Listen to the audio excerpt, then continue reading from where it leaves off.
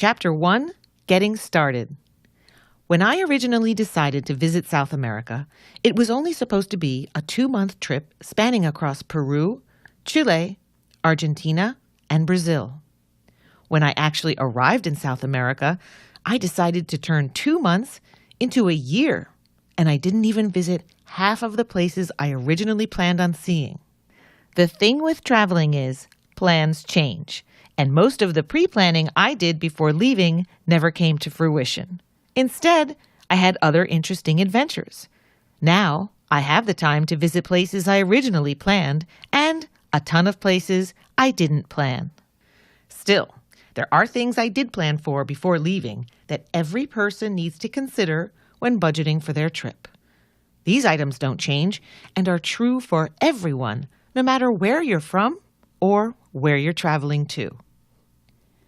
Before you begin your trip, weigh a few options when choosing your destination. How much you spend will vary greatly on where you go and how long you're there. So do a little research before you settle on one place. I ignorantly assumed because I was traveling from the States to South America, everything would be dramatically cheaper. In a lot of places, this turned out to be true, but in many places like Rio de Janeiro or Buenos Aires, food and drinks cost as much as they do back home.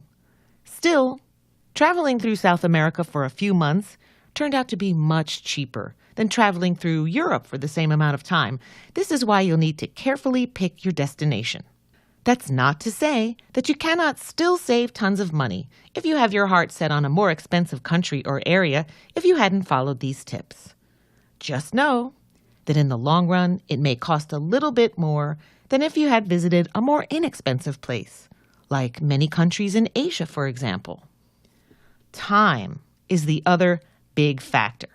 This may be an obvious statement, but sometimes it's so obvious, people don't consciously consider it before booking a trip. 2 weeks requires far less money than a month. How you spend that time also impacts finances. For example, when I landed in South America, I planned to visit 4 different countries and multiple cities within those countries. They weren't close to each other. In fact, they were on opposite corners of the continent. This meant more money for transportation than if I had just picked one area and stuck to it. I made a decision to spend the extra money anyway because this might be the only opportunity I had to visit a place.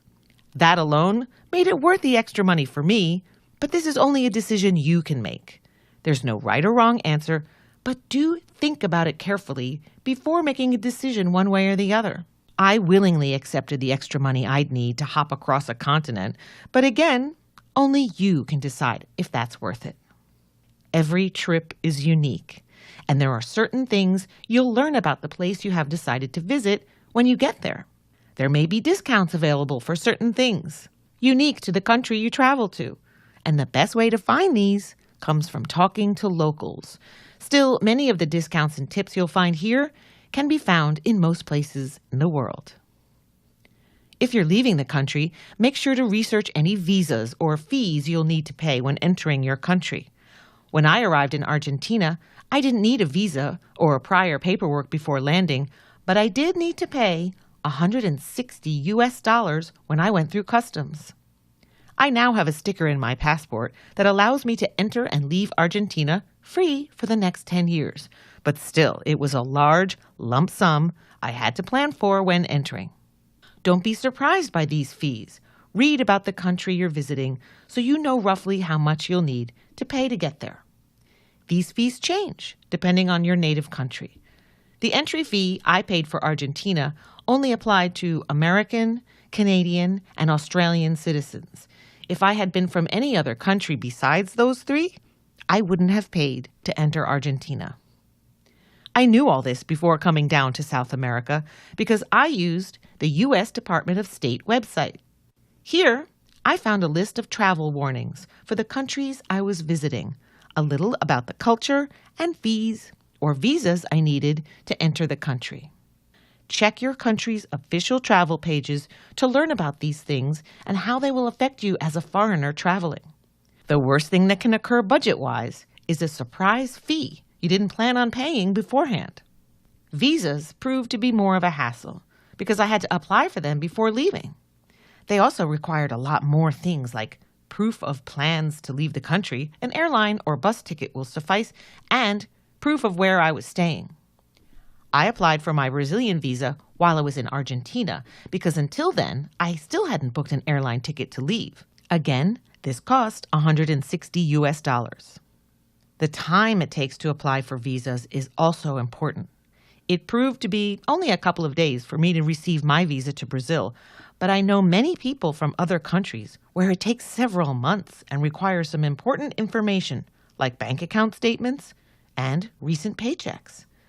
For many of my friends in South America who want to visit the U.S., the process to apply for a visa is long and oftentimes denied. Unfortunately, there aren't a lot of tips I can provide here.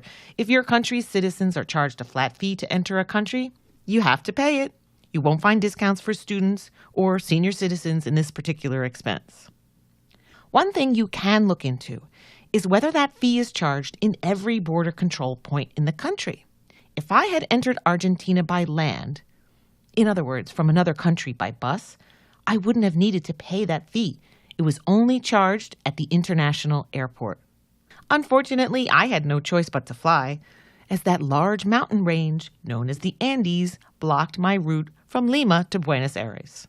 That may not be the case for you. If not, you can save yourself a decent amount of money by possibly flying into a different country that doesn't charge anything and taking a bus or train across the border.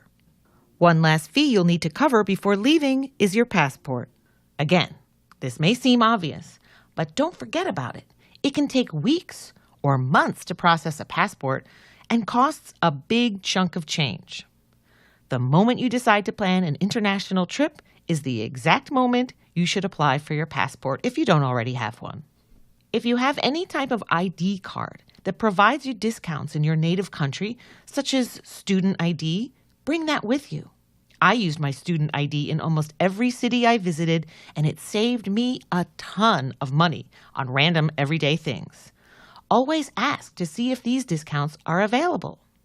Oftentimes, they are not posted or obvious, but businesses still offer them.